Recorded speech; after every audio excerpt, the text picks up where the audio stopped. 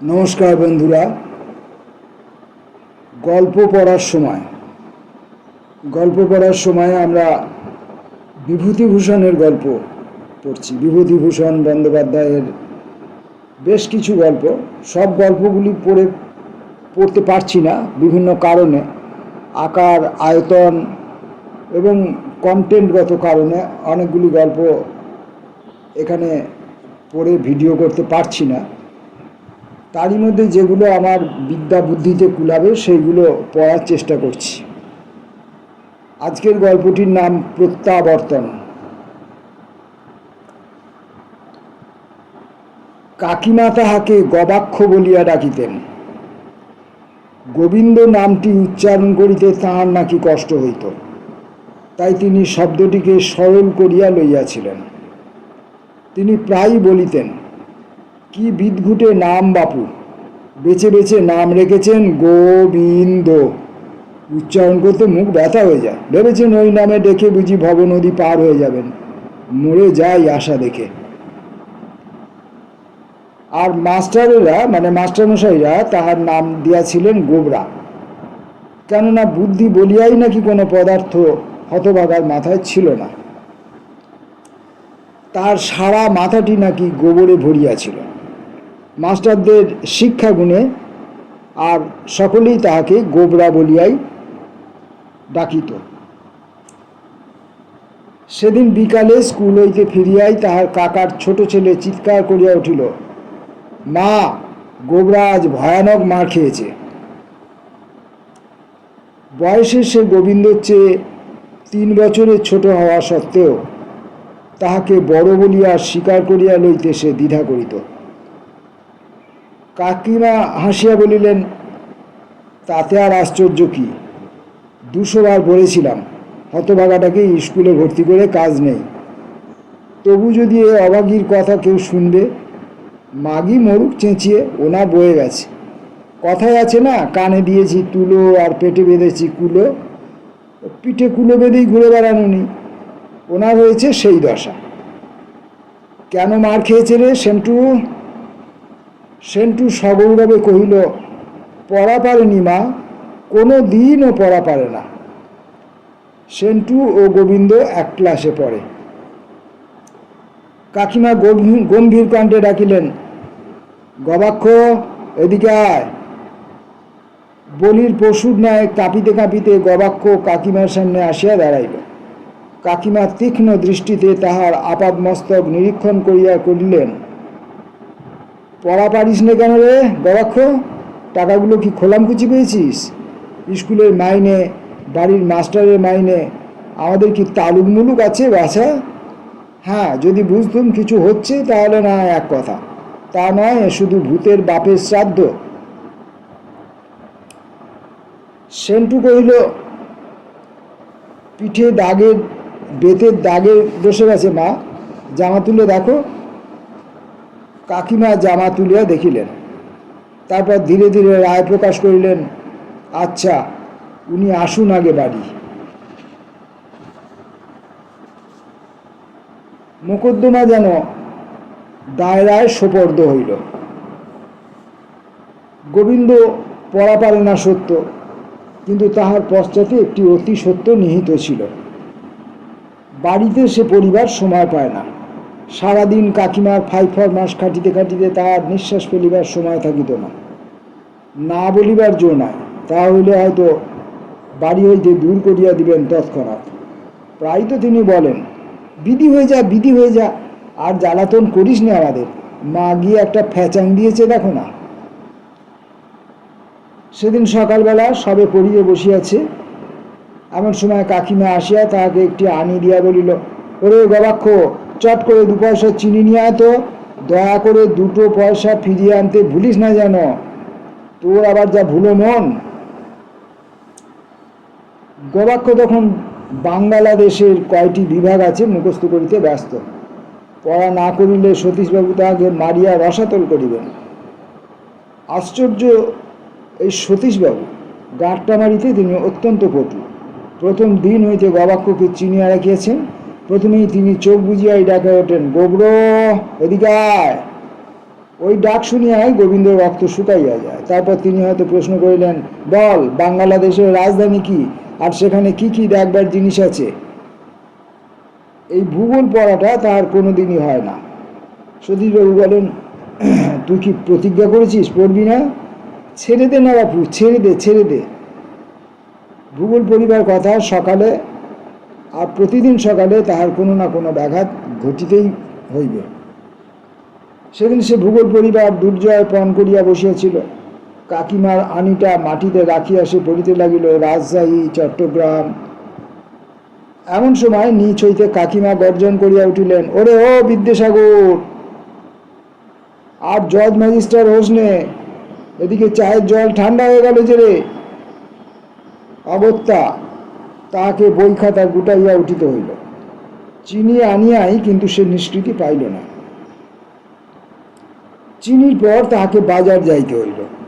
কাকিমা বলিলেন, 1 পয়সার পলতা আনিস দেখি, আলু দেখে কিনবি, কালকের মতো যেন পোকা না থাকে, আর গুচ্ছের পাকা ঢেঁড়স আনিস নে, বুঝলি? বাজার করিয়া ফিরিতেই তাহার বেলা 9টা বাজিয়া গেল। কাকিমা হিসাব নিলেন, 4টি পয়সা কম পড়িল। কাকিমা চোখ পাকাইলেন, বলিলেন, বার কর বলছি পয়সা। গোবিন্দ কহিল, আর তো কোনো পয়সা ফেরেনি কাকিমা। কাকিমা বলিলেন, আর মিছে বলিস নে রে গবাক্ষ, হিসেব শেখাচ্ছিস তুই আমার? বাজারের পয়সা চুরি? ও মা, আমি কোথায় যাব? বাড়তে বাড়তে তুই যে এত দূর বেড়ে উঠেছিস, নে আজ তোর নিস্তার নেই। এই ডাক তোর কাকাকে। গবাক্ষকে আর ডাকিতে হইল না, সেন্টুই তাহার হইয়া কাজটি করিয়া দিল। কাকিমা বলিলেন, ওগো, দেখো তোমার গুণমণির কীর্তি, ডানা উঠেছে, চুরি শিখেছে। চুরি বিদ্যে বড় বিদ্যে, যদি না পড়ে ধরা। আজ বাজারের পয়সা চুরি করবে, কাল বাক্স ভাঙবে, পরশু সিন্দুক ভাঙবে। এখন হয়েছে কি, আদরের ভাইপো তোমার ভিটে ঘুঘু চড়াবে। কাকা নিজে হিসাব লইলেন, তথাপি সেই 4টি পয়সা কম পড়িল। শত চেষ্টা করিয়াও গোবিন্দ ওই 4টি পয়সার হিসাব দিতে পারিল না। সহ্যেরও একটা সীমা আছে। কাকা সহ্য করিয়া করিয়া সেই চরম সীমায় সেদিন পৌঁছিলেন। তিনি অকস্মাৎ মুহূর্তের মধ্যে অতিরিক্ত রাগিয়া উঠিলেন। তিনি উকিল, আজ দীর্ঘ 12 বৎসর ধরিয়া স্থিরভাবে ছোট আদালতে প্র্যাকটিস করিয়াছেন। চুরি জিনিসটার উপর তাহার দৃষ্টি সচরাচর সহজেই নিবদ্ধ হয়। তিনি গোবিন্দকে গুটি কয়েক জেরা করিয়া সাব্যস্ত করিলেন, সে পয়সাদারিটি আত্মসাৎ করিয়াছে, তাহাতে কোনো সন্দেহ নাই। রাগিলে তিনি ভীষণ হইয়া ওঠেন। তিনি বলিলেন, দেখি তোর ট্যাঙ্ক। অগত্যা তাহার ট্যাঙ্ক দেখা হইল, কিন্তু পয়সা সেখানে পাওয়া গেল না। তখন কাকিমা হাসিয়া বলিলেন, এই বুদ্ধি নিয়ে তুমি ওকালতি করো, বলিয়ারি যাই। ও এত বোকা যে পয়সা তোমার জন্য ট্যাঁকে রেখে দেবে। কথা শেষে তিনি হাসিলেন। কাকা আরও জ্বলিয়া উঠিলেন, দুমদাম করিয়া তাহাকে প্রহার শুরু করিলেন। কাকার নিকট গোবিন্দ এই প্রথমবার মার খাইল। কাকাই যে এতদিন তাহাকে সুনজরে দেখিতেন, আজ তিনিও তাহার প্রতি বিরূপ হইলেন। তিনি চিৎকার করিলেন, হারামজাদার জন্য 200 দিন আমার কথা শুনতে হবে? দূর হয়ে যা, দূর হয়ে যা, দূর হয়ে যা। দুধ কলা দিয়ে আমি কালসাপ পুষেছি, দূর করে দিয়ে তবে ছাড়ব। চিৎকার করিতে করিতেই তিনি অবিশ্রান্ত প্রহার করিতে লাগিলেন। কাকিমা বকিয়া চলিলেন, দোষ দাও যে আমায়, দেখো এবার ভাইপোর গুণ। গোড়াতেই আমি বলেছিলুম ওসব ঝঞ্ঝাট পুষো না। তখন যদি এই দাসীমাদির কথা শুনে, মনে রেখো, গরিবের কথা বাসি হলে খাটে। পরিশেষে কাকা প্রহার করিতে করিতে ক্লান্ত হইয়া পড়িলেন। গোবিন্দ কিন্তু কাঁদিল না। মারিয়া কাটিয়া ফেলিল, গোবিন্দ নাকি কাঁদে না। ইহা তাহার ছেলেবেলাকার অভ্যাস। তথাপি সেদিন কিন্তু তাহার মনটা বড় বিষণ্ণ হইয়া গেল। কলিকাতা তাহার নিকট ভালো লাগে না। প্রথম যেদিন তাহার বিধবা মা তার কাকাকে কহিলেন, ঠাকুরপো, এখানে বসে থেকে থেকে গোবিন্দ দিন দিন গোল্লায় যাচ্ছে, তুমি যদি নিয়ে যাও তোমার ওখানে, তাহলে বাড়ি ভালো হয়। তোমার সেন্টু মেন্টুর সঙ্গে ও একটু তাহলে পড়তে পারে, নইলে ওকে এই এতটুকু বয়সেই লেখাপড়া ছাড়তে হয়। কি করব বলো, পেটে খেতেই পাই না, তা আবার ছেলেকে বোর্ডিংয়ে রেখে লেখাপড়া শেখাবো। তবে তুমি যদি দয়া করো তা আলাদা কথা। কাকা রাজি হইয়া গেলেন।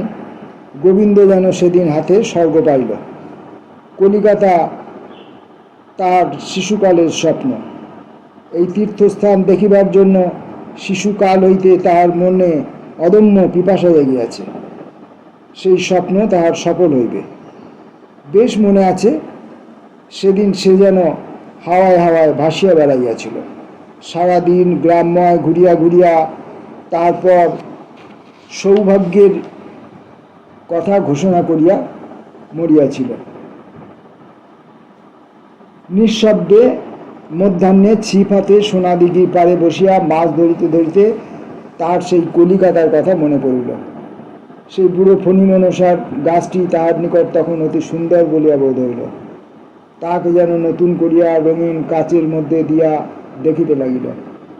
দিঘির ধারে অসংখ্য তাল গাছ স্থির হইয়া দাঁড়াইয়াছিল। বাতাস যেন বন্ধ হইয়া গিয়াছিল। জলের উপর একটি স্পন্দন পর্যন্ত ছিল না। ওপাশে সারি বাঁধিয়া পদ্ম ফুটিয়াছিল। পদ্মের পাতায় দিঘির কালো জল ঢাকিয়া গিয়াছিল। দিঘির ধার দিয়া দুইটি পাতিহাঁস পাশাপাশি সাঁতার কাটিয়া চলিয়াছিল। দূরে একটি কাঠঠোকরা অবিরত ঠক ঠক করিয়া মাথা ঠুকিয়া মরিতেছিল। সেদিন সেই বনশোভা দেখিয়া গোবিন্দর চোখ অশ্রুতে ভরিয়া গেল। তার ফাতনা ডুবিয়াছে কি ভাসিতেছে, তার ছিপে টান পড়িল কি না, সেদিকে তাহার হুঁশ ছিল না। সে পরক্ষণ ওই কাপড় দিয়া তাহার অবোধ অশ্রুকণাগুলি চুপি চুপি মুছিয়া ফেলিল। কিন্তু তাহার শহরে যাওয়ার আনন্দ তাহার গ্রাম ত্যাগের দুঃখের চেয়ে গভীর হইয়াছিল। কিন্তু কলিকাতায় আসিয়া দীর্ঘদিনের মধুর স্বপ্ন ছিন্ন ভিন্ন হইয়া গেল। তাহার মনোরাজ্যের কলিকাতাকে সে ফিরিয়া পাইল না। এখানে আকাশ নাই, বাতাস নাই, সবুজ ঘাস নাই, সন্ধ্যার সূর্যের অবনীত রঙের খেলা নাই। এখানে মানুষ মানুষকে ভালোবাসে না, মানুষ মানুষকে ঘৃণা করে, হিংসা করে। এখানে আছে কেবল পর পর, উঠিতে বসিতে সর্বক্ষণ সে শুনিতেছে পর পর। পড়ার যুপকাষ্ঠে এখানকার সকলেই বলি প্রদত্ত। এখানকার পাঁচিল ঘেরা ক্ষুদ্র পরিসর গৃহকোণে পড়িয়া থাকিয়া বন্দি জীবন কাটাইতে সে সহসা হাঁপাইয়া উঠিয়াছিল। ছুটাছুটি করিয়া খেলিবার বেড়াইবার স্থান এখানে নাই। কলিকাতা তাহার নিকট কারাগার বোধ হইল। সেদিন স্কুলে গিয়া সে তলাইয়া তলাইয়া অতীতকে দেখিতে লাগিল। সকলেই তাহাকে দূর করিবার জন্য উন্মুখ। এখানে তাহার ঠাঁই নাই। কিন্তু সে পয়সা চুরি করে নাই। আলুওয়ালাই তাহাকে ঠকাইয়া 4টি পয়সা লইয়াছে। তাহার স্পষ্টবাদী কাকিমার কাছে এই মারাত্মক সত্য স্বীকার করিতে তাহার সাহস হয় নাই। তাই তাহাকে মিথ্যা মার খাইতে হইল। তারপর স্কুলে সতীশবাবু প্রশ্ন করিলেন, বাংলাদেশে কয়টি জেলা? গোবিন্দর মুখে কোনো কথা সরিল না। ইতিমধ্যে সে তাহার পাঠ রীতিমতো ভুলিয়া গিয়াছে। ভূগোল তাহার চক্ষুর সম্মুখে ঘুরিতে লাগিল। তাহার ফলস্বরূপ সতীশবাবু তাহার পিঠে দাগ বসাইয়া দিতে ভোলেন নাই। গোবিন্দকে তিনি গাঁটটা মারিয়া মারিয়া কাহিল করিয়া গিয়াছিলেন। সে কাঁদে নাই। অগত্যা তিনি সেই দিন তাহার বিরাট গাঁটটার পরিবর্তে ম্যাপ দেখাইবার লাঠিটা ব্যবহার করিলেন। আরও বললেন, ছেড়ে দে বাবা, আমাদের ছেড়ে দে, দেশে গিয়ে চাষবাস করবে যা। বাড়িতে ফিরিতেই কাকিমা তাহাকে আপ্যায়িত করিলেন, মানিক আমার, সোনা আমার, এসো, লিখে পড়ে এসেছো, এক বাটি দুধু খাও।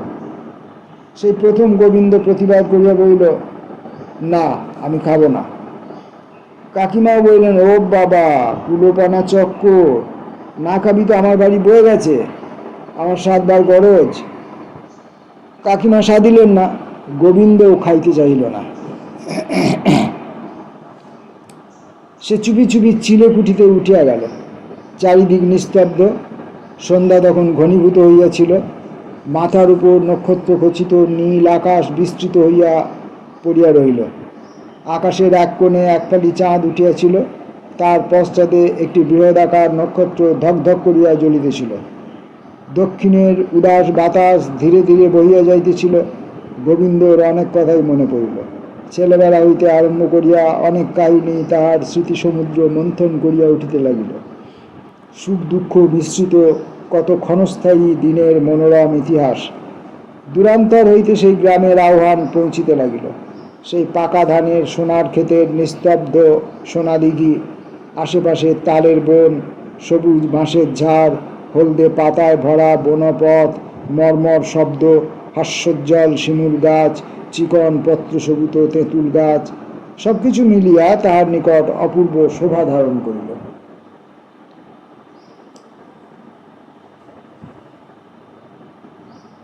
সেই যে প্রতিদিন পাঠশালা হইতে ফিরিবার সময় পথের ধারের কলকে ফুল হইতে মধু চুষিয়া খাইত, সেইটি যেন আজ তাহার নিকট বড় প্রয়োজনীয় বোধ হইল।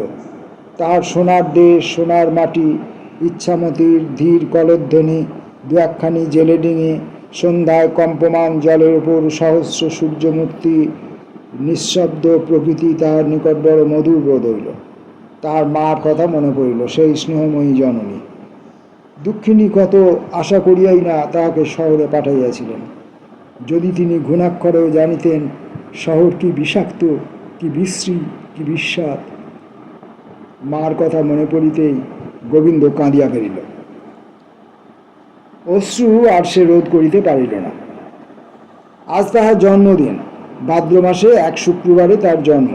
এই দিন মা তাহাকে পরমান্ন রাঁধিয়া দেন, খাইবার সময় তার সামনে প্রদীপ জ্বালিয়া দেন, শাঁখ বাজান।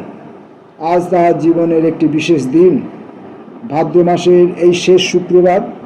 এবছর তাহার জন্মদিন বৃথাই কাটিল।